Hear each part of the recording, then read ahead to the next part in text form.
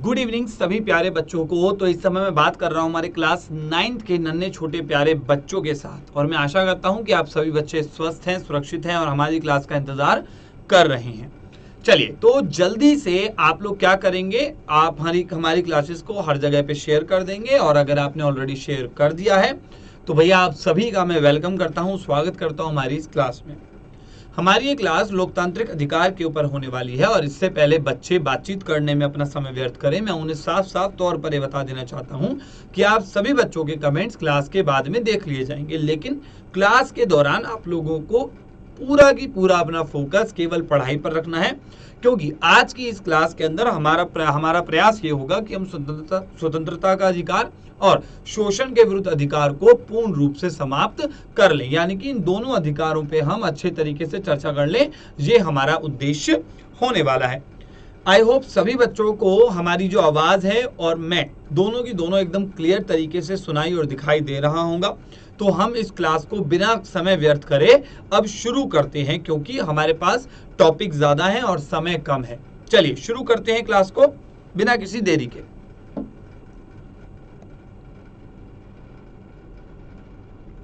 ठीक है, तो ये क्लास किसके ऊपर होने वाली है? यह जो क्लास है हमारी, ये होने वाली है स्वतंत्रता का अधिकार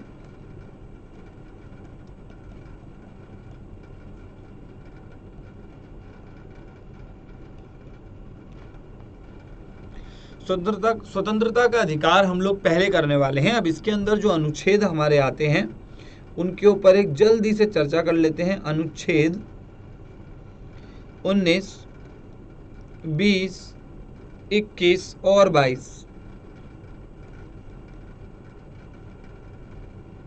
जल्दी से आप सभी बच्चे क्या करेंगे, जल्दी से आप सभी बच्चे मुझे ये बताएंगे इन चारों अधिकारों में से कौन से वे दो अधिकार हैं जो कि आपातकाल की स्थिति में, इमरजेंसी की स्थिति में भी स्थगित नहीं किए जाते हैं। जल्दी से बताएंगे कमेंट्स में आंसर इसका। ऑलरेडी आप लोगों को करवाया जा चुका है, ठीक है। साथ ही साथ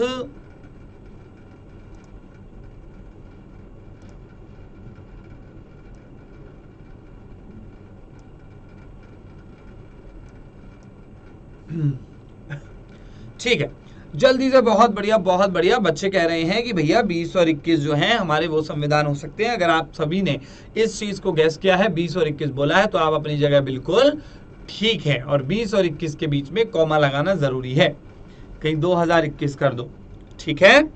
चलिए, तो इन 6 अधिकारों के बारे में जानने का प्रयास करते हैं, यानी कि 6 अधिकारों का संरक्षण। समझते हैं इस चीज को। अनुच्छेद 19,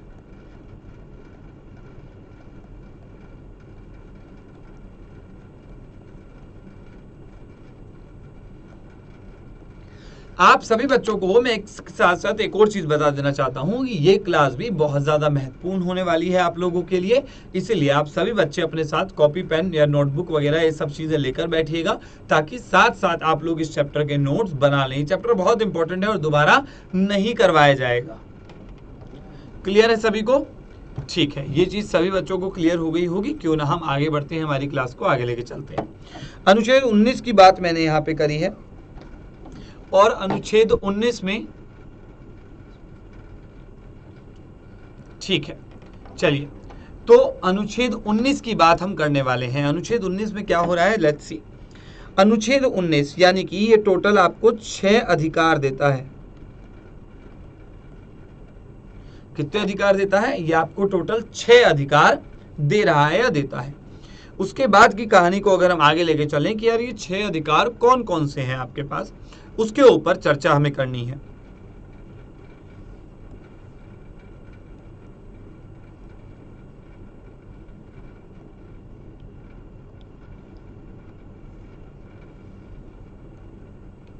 छह अधिकार हैं, इसके ऊपर हम चर्चा करने वाले हैं। पहला अधिकार जो हमें मिलता है वो है अभिव्यक्ति की स्वतंत्रता।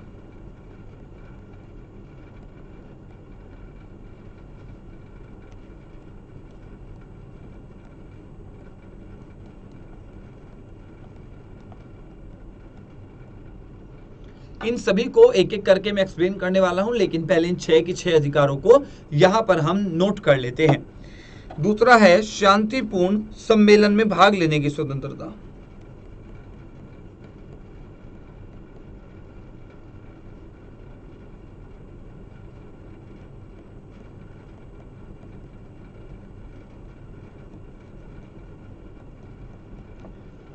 तीसरा जो हमारा आ जाता है, तीसरे में हमारा आ जाता है संघ बनाने का अधिकार।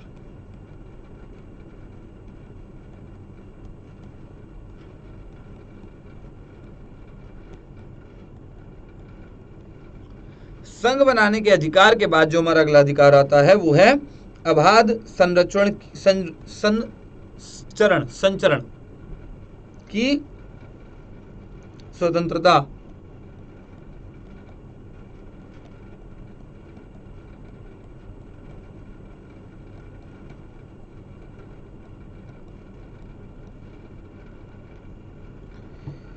ठीक है, उसके बाद आ रहा है निवास का अधिकार।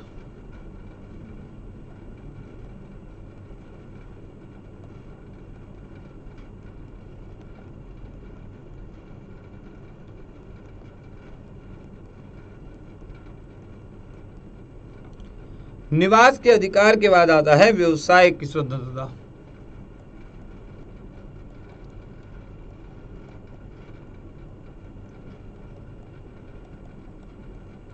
ठीक है, तो टोटल आप लोगों को यहाँ पर कितने अधिकार देखने को मिल रहे हैं? टोटल आपको यहाँ 6 अधिकार देखने को मिल रहे हैं, और वो भी किसमें? अनुच्छेद 19 में आपको ये अधिकार देखने को मिल रहे हैं। यहाँ से कई अलग अलग तरीके के प्रश्न जो है वो बन जाते हैं, जैसे कि प्रश्न बन सकता है कि अनुच्छेद 19 में कितने अधिकार आते हैं, तो आप बता सकते हैं कि भैया 6 अधिकार आते हैं। या इस तरीके से भी पूछा जा सकता है कि संघ बनाने का अधिकार कौन से अनुच्छेद में आता है, तो आपको पता होना चाहिए कि अनुच्छेद 19 में संघ बनाने की स्वतंत्रता या संघ बनाने का अधिकार दिया गया है। एक और प्रश्न आ सकता है कि निवास का अधिकार कौन से अनुच्छेद में है, तो आपको पता होना चाहिए कि निवास का अधिकार हमारे अनुच्छेद 19 में है। तो कुछ इस तरीके के प्रश्न हमें यहाँ पर देखने को मिल जाते हैं, जिनका जवाब आप तभी दे पाएंगे जब आप इनके बारे में जानते होंगे। अब एक एक करके इन सभी अधिकारों के बारे में थोड़ा सा जान लेते हैं। अभिव्यक्ति की स्वतंत्रता। अभिव्यक्ति क्या होता है? अभिव्यक्ति होता है जब आप अपनी भावनाओं को अभिव्यक्त करते हैं, एक्सप्रेस करते हैं। तो अभिव्यक्ति की स्वतंत्रता का मतलब ये होता है कि जब आप अपनी भावनाओं को एक्सप्रेस करने के लिए, आप अभी कुछ फील कर रहे हैं, उसको अगर आपको एक्सप्रेस करना है तो उसके लिए आपके पास ये अधिकार है कि आप बता सकते हैं। कोई आपको रोकेगा नहीं कि नहीं भाई, ए भाई तुम नहीं बोलोगे कुछ, तुम्हारे मुंह से हम कुछ हम नहीं सुनेंगे, ऐसा हम आपसे नहीं कह सकते हैं।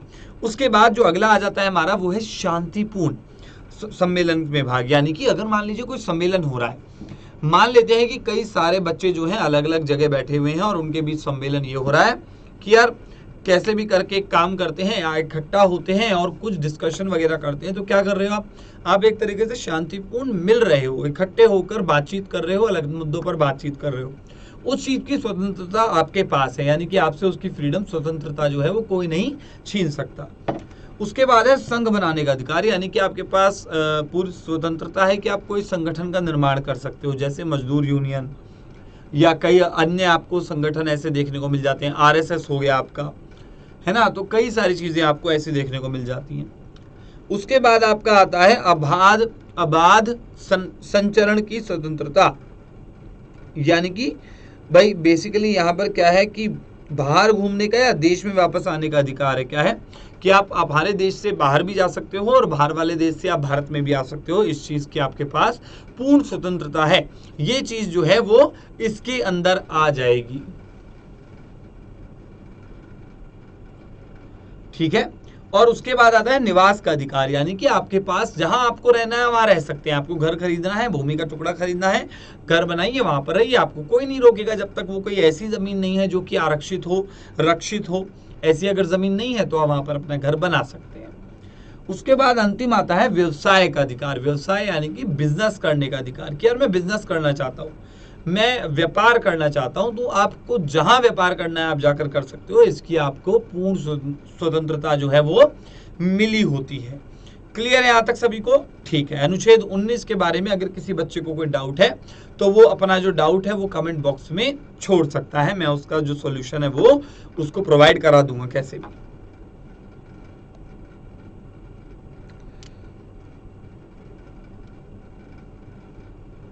ठीक है, अब बात करते हैं अनुच्छेद 20 की।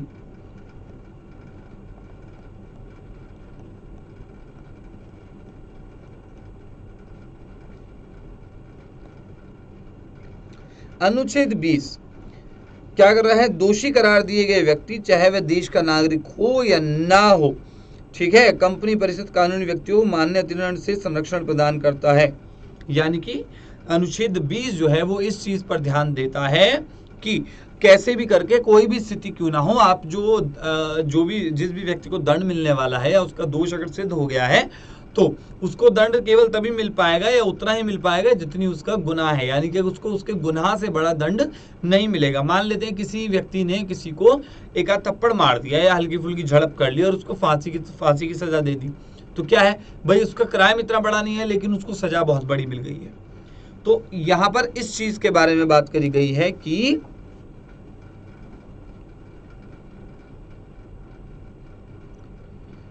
व्यक्तियों को या लोगों को मनमाने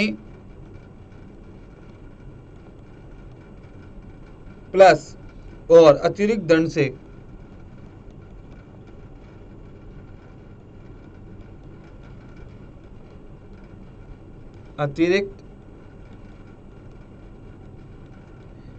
से संरक्षण।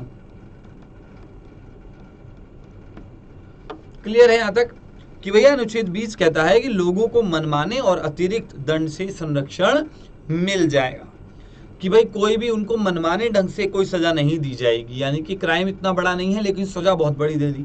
दूसरी तरफ किसी का क्राइम बहुत बड़ा है और सजा उसको तुमने ऐसी दे दी कि भैया कोई लेना देना ही नहीं है, 4-5-6 साल में बाहर निकल के फिर वो उन्हीं हरकतों को करने लग जाएगा। तो कुछ इस प्रकार का सीन हमें यहाँ पर देखने को प्रतीत होता है। क्लियर है? ठीक है, आगे बढ़ते हैं और अगले पॉइंट पर चर्चा करने का प्रयास करते हैं। अगला जो पॉइंट हमारा बनता है वो बन रहा है अनुच्छेद 21।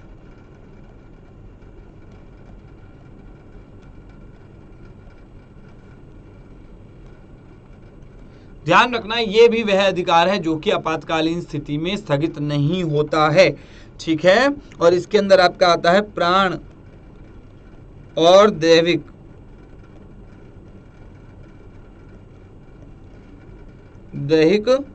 स्वतंत्रता,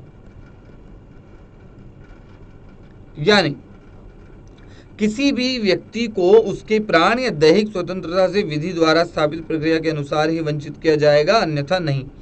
यह अधिकार नागरिकों और गैर नागरिकों दोनों के लिए उपलब्ध होते हैं। यानी कि प्राण और दैहिक स्वतंत्रता, दैहिक यानी कि हमने कहते हैं ना कि यार दहन लगा दिया है, जो व्यक्ति है मर गया है, उसको वो सारी प्रथाओं या जो भी उनका पूरा प्रोसेस होता है, अलग अलग रिलीजन में, अलग अलग धर्मों में अलग अलग तरीके से लोगों को दफनाया जाता है, कहीं जलाया जाता है। तो जैसा उनका धर्म है, जैसा जिस चीज को फॉलो करते आ रहे हैं उसी के अनुसार संविधान के दायरे में रहकर अनुच्छेद 21 का पालन किया जाएगा। ठीक है, क्लियर है? चलिए इस बात को आगे लेकर चलते हैं और थोड़ा सा और गहराई में उतर कर इसको समझने का प्रयास करते हैं। इसी के अंतर्गत अनुच्छेद 21A में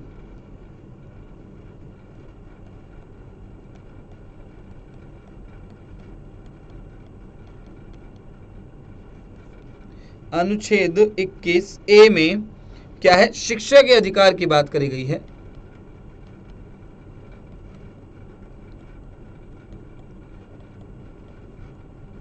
शिक्षा का अधिकार क्या कर दिया गया है भैया? कंपलसरी कर दिया गया है एक तरीके से अनुच्छेद 21A के जरिए। ये बहुत ज्यादा महत्वपूर्ण है, स्टार में लगा रहा हूं कि शिक्षा का अधिकार कौन से अनुच्छेद में आता है। आपको याद होना चाहिए कि अनुच्छेद 21 का A भाग है।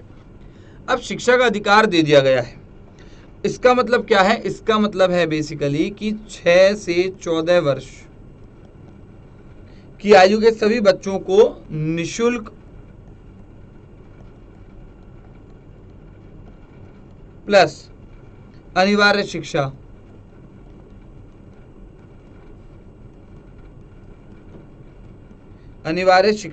उपलब्ध हो।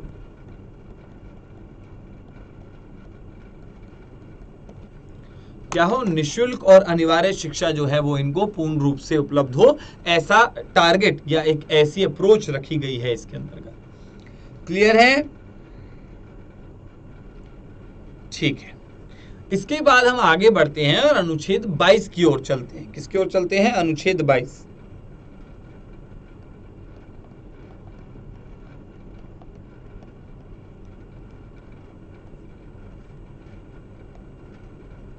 क्या है? अनुच्छेद 22 हमारा यहाँ पर आने वाला है। तो इसमें क्या है भाई? इसमें बेसिक चीजों के बारे में बताया गया है। जैसे अगर हम बात करते हैं व्यवसायी से परामर्श या प्रतिरक्षा करने का अधिकार, या अनुच्छेद 22 में बेसिकली कानूनी मामले से संबंधित है।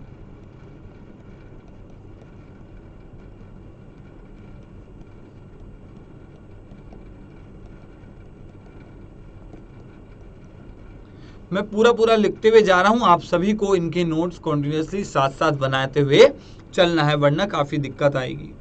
तो कानूनी मामले से संबंधित हैं, ठीक है। अभी कानूनी मामले कई तरीके के हो सकते हैं, ज़्यादा डीप में नहीं जाना है क्योंकि इतने डीप में हमारे सिलेबस में नहीं है।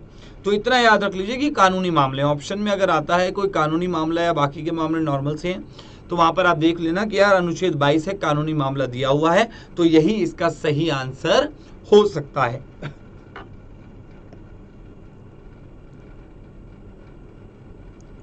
ठीक है,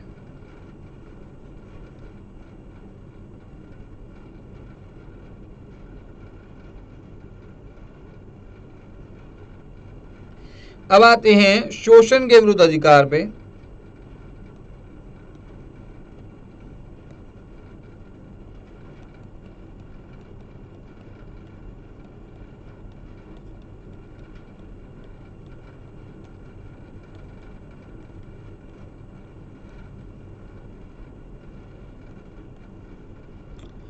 शोषण के विरुद्ध अधिकार क्या है? शोषण के विरुद्ध अधिकार होता है कि यार आप सब किसी भी नागरिक को या किसी भी नागरिक का आप शोषण नहीं कर सकते हो किसी भी आधार पे, ना मानसिक ना शारीरिक। अगर आप इन दोनों में से किसी भी एक तरीके से किसी व्यक्ति का शोषण करते हो तो आपको बहुत ज़्यादा परेशानियों का सामना करना पड़ सकता है, क्योंकि आपने मौलिक अधिकारों का, लोकतांत्रिक अधिकारों का उल्लंघन किया हुआ है या आपने कर दिया है बेसिकली।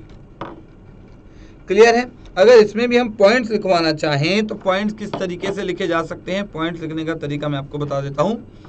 मानव के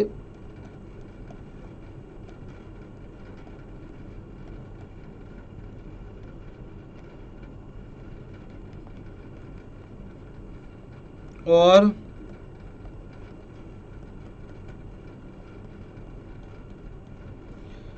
मजदूरी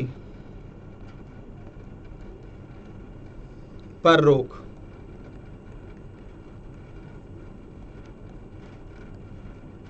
जोखिम वाले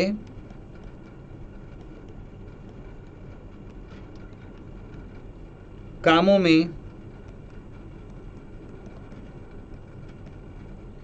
बच्चों से मजदूरी करने पर रोक।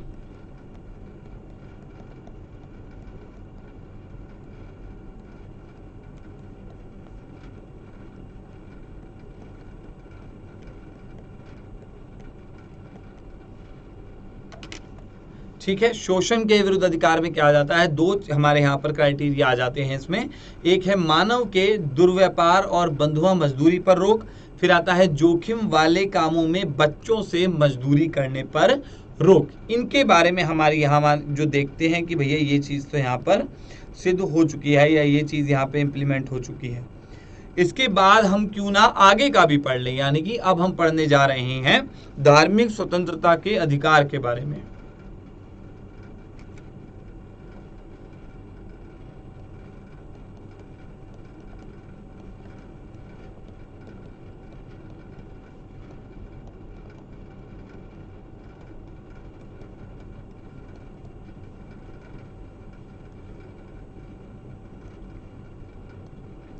क्या आता है? धार्मिक स्वतंत्रता के अधिकार के बारे में हम लोग यहाँ समझने का प्रयास कर रहे हैं। साथ ही साथ में बता दूं, अगर बच्चे जो है मैं देख सकता हूं क्या, या हमें पता होता है कि आप सभी बच्चे क्लास के बीच में भी आते रहते हो, मिस हो जाता है पिछला, तो घबराना नहीं है। अगर कोई बच्चा लेट भी आया है तो मैं उसको टॉपिक खत्म होते ही सारा के सारा पार्ट दोबारा से रिवाइज करा दूंगा और उसके पास मौका होगा सेम चीज़ को दोबारा पढ़ने का। और जिन बच्चों ने क्लास देख ली है वो लोग भी क्या कर सकते हैं, दोबारा बैठ सकते हैं, एक बार चेक कर सकते हैं कि शुरुआत में कितना % उन्हें याद हुआ, जब भैया ने दोबारा फ्लो चार्ट्स के जरिए समझाया तो कितना याद हुआ, जब उन्होंने क्या है खुद कोशिश करी कि आप लोगों को सब चीज समझ आ जाए, उस स्थिति में कितना आप लोगों को याद हुआ चीजें। ये सारी की सारी चीजें बहुत ज्यादा इंपॉर्टेंट हमारे लिए हो जाती है। ठीक है, चलिए धार्मिक स्वतंत्रता के अधिकार की बात करनी थी हमें। तो सबसे पहला क्या आ जाता है भाई, इसके अंदर आ जाता है आस्था और प्रार्थना की आजादी।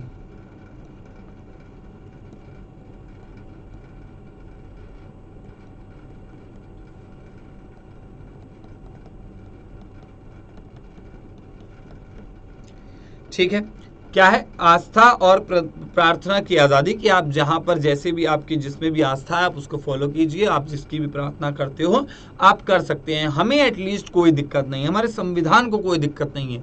हो सकता है आपके पड़ोसी को दिक्कत हो, आपके फैमिली मेंबर में ही किसी को प्रॉब्लम हो, लेकिन जो कॉन्स्टिट्यूशन है, जो संविधान है, वो साफ साफ कहता है कि अगर कोई व्यक्ति किसी भी धर्म को मानना चाहे, ठीक है, किसी में भी उसकी आस्था हो, प्रार्थना करता हो किसी की भी, तो उससे हमें कोई भी दिक्कत नहीं है। क्लियर? ठीक।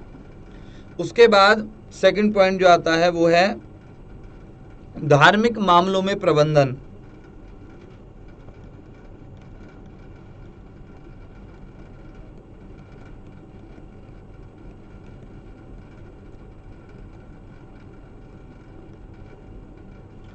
क्या है, धार्मिक मामलों में प्रबंधन, ये चीज हमारी यहां से निकल के आई है।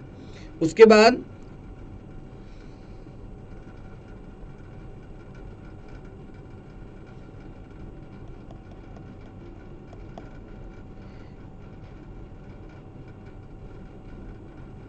ठीक है, ये वाले 2 पॉइंट ही सफिशिएंट होंगे आई गेस। ठीक, तो ये हमारे कुछ बहुत ही महत्वपूर्ण पॉइंट जो है धार्मिक स्वतंत्रता के अधिकार के ऊपर, शोषण के विरुद्ध अधिकार के ऊपर, ये निकलकर सामने आ चुके हैं। अब जो अगला कानून आएगा उसके अंदर मैं आपको बता देता हूं कि हम लोग सांस्कृतिक एवं शैक्षणिक अधिकार के बारे में पढ़ेंगे।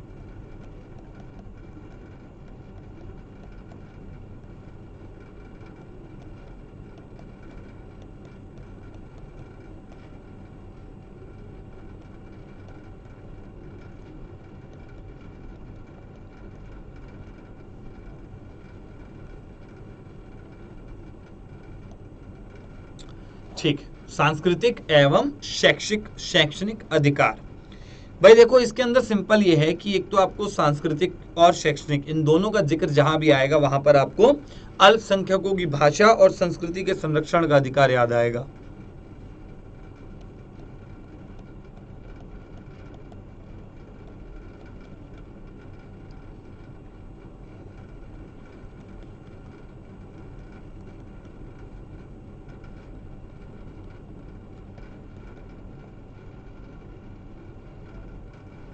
अल्पसंख्यकों की भाषा और संस्कृति के संरक्षण का अधिकार।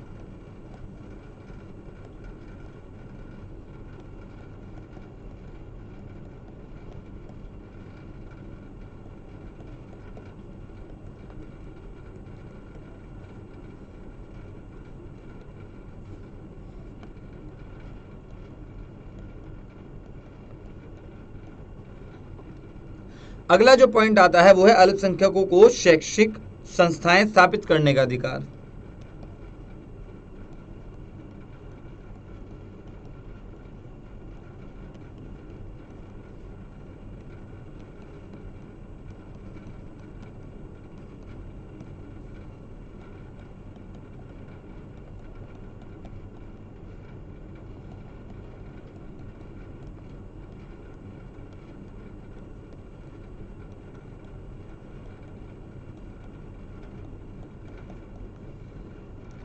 यानी कि अल्पसंख्यकों की भाषा और संस्कृति के संरक्षण का अधिकार भी इसके अंतर्गत शामिल हो जाता है, और साथ साथ अल्पसंख्यकों को शैक्षणिक संस्थाएं स्थापित करने का भी अधिकार यहाँ पर आपको मिल जाता है।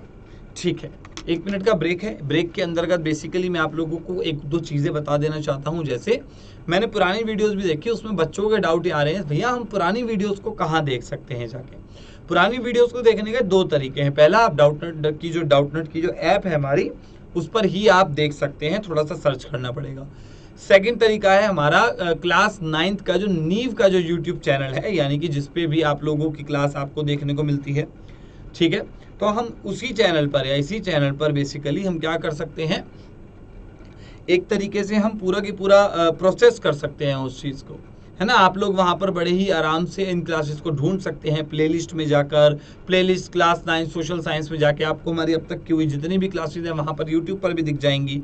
साथ साथ अगर कोई ऐप पर देखना चाहता है तो आप ऐप पर जाकर इस क्लास को सर्च कर सकते हैं, आपके सामने ये जो क्लास है वो पॉपअप होके आ जाएगी, ठीक है।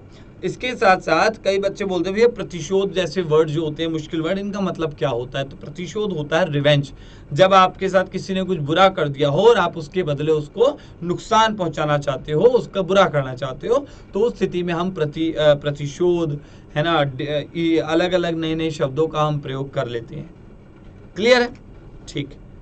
उसके बाद आता है सांस्कृतिक एवं शैक्षणिक अधिकार हो चुका है। उसके बाद आ रहा है हमारा संवैधानिक उपचारों का अधिकार।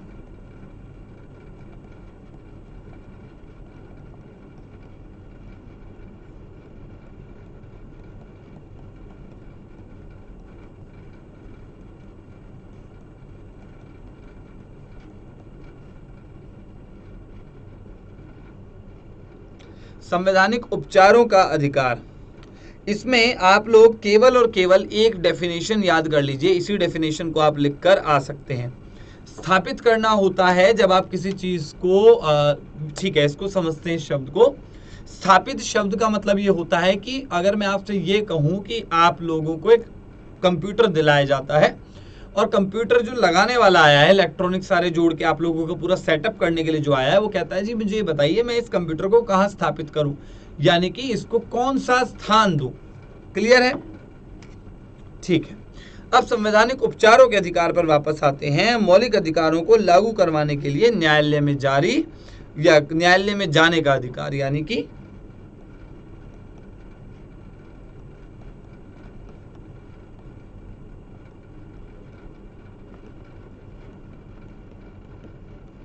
मौलिक अधिकारों को लागू करवाने के लिए न्यायालय में जाने का अधिकार।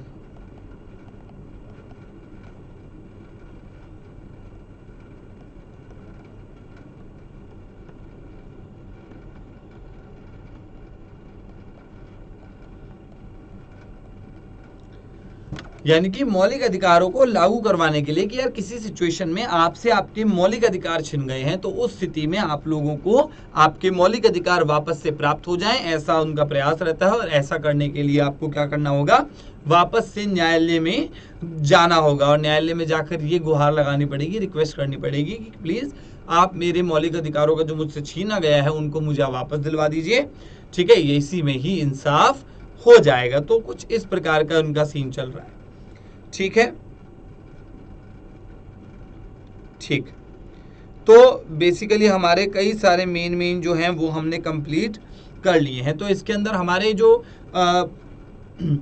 मौलिक अधिकार थे या लोकतांत्रिक अधिकार जो थे वो हम पूर्ण रूप से समाप्त कर चुके हैं। क्लियर है,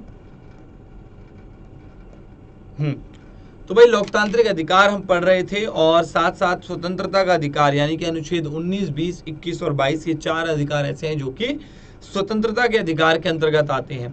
अब क्योंकि ये जो अधिकार हैं हमारे, ये 6 अधिकारों में बट रहे हैं, यानी कि अभिव्यक्ति की स्वतंत्रता, कि आपके पास अधिकार है अपनी बातों को रखने का, शांतिपूर्ण सम्मेलन में भाग लेना कि यार आप लोग किसी प्रकार का कोई हंगामा ना करें और शांतिपूर्वक किसी भी सम्मेलन को, किसी भी आयोजन को समाप्त करने का प्रयास करें। फिर है संघ बनाने का अधिकार, संघ यानी कि अपने राज्य को बढ़ाने का अधिकार। फिर है आबाद संरक्षण की संरचना, बहुत ज्यादा महत्वपूर्ण है। निवास का अधिकार बहुत ज्यादा महत्वपूर्ण है। और अंत में आता है व्यवसाय का अधिकार।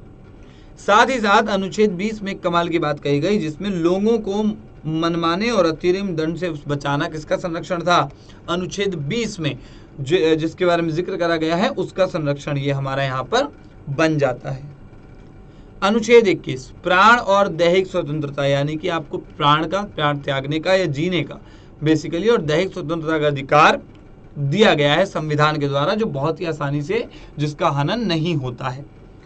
अनुच्छेद 22 कानूनी मामले से संबंधित है। किससे संबंधित है? कानूनी मामलों से संबंधित है। ज्यादा कॉम्प्लिकेशंस अनुच्छेद 22 को पसंद है ही नहीं। क्लियर है? ठीक।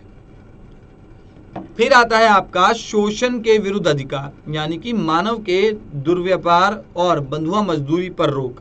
कैसे हो सकता है शोषण के विरुद्ध अधिकार? कि उनके साथ प्रयोग अच्छा इंसानों वाला करा जाए, जानवरों वाला प्रयोग ना करा जाए, और जो बेसिकली जो बंधुआ मजदूरी है उस पर रोक लगा दी जाए। क्लियर है?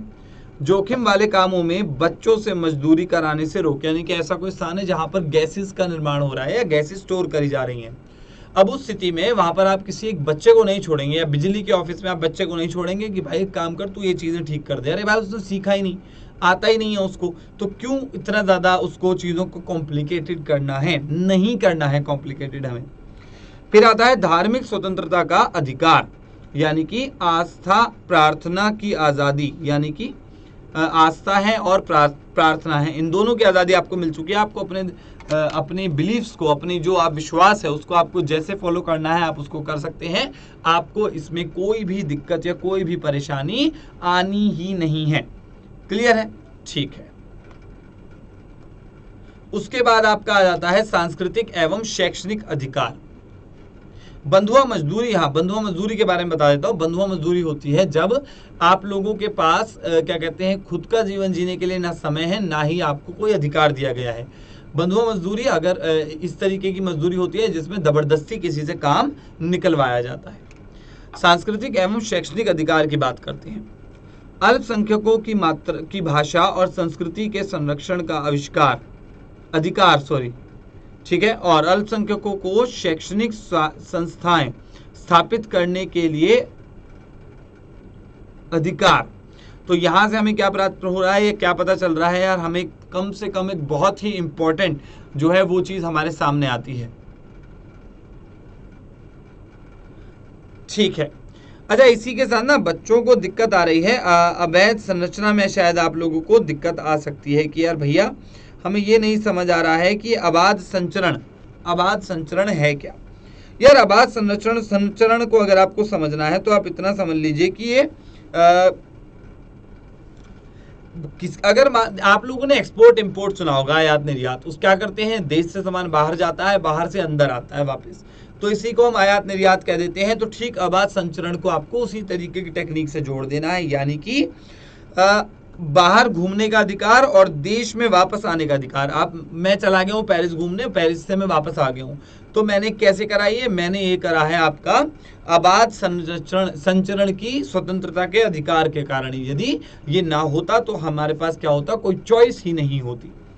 क्लियर है? अंत में आखिरी हमारा आ जाता है संवैधानिक उपचारों का अधिकार, जिसमें मौलिक अधिकारों का यदि हनन होता है तो ये हमें पावर, ये हमें इतनी स्ट्रेंथ और ये हमारी पहचान इस तरीके की हो जाती है कि आप जो है बड़ी ही आसानी से किसी भी जगह जाकर अपने मौलिक अधिकारों को वापस हासिल कर सकते हैं।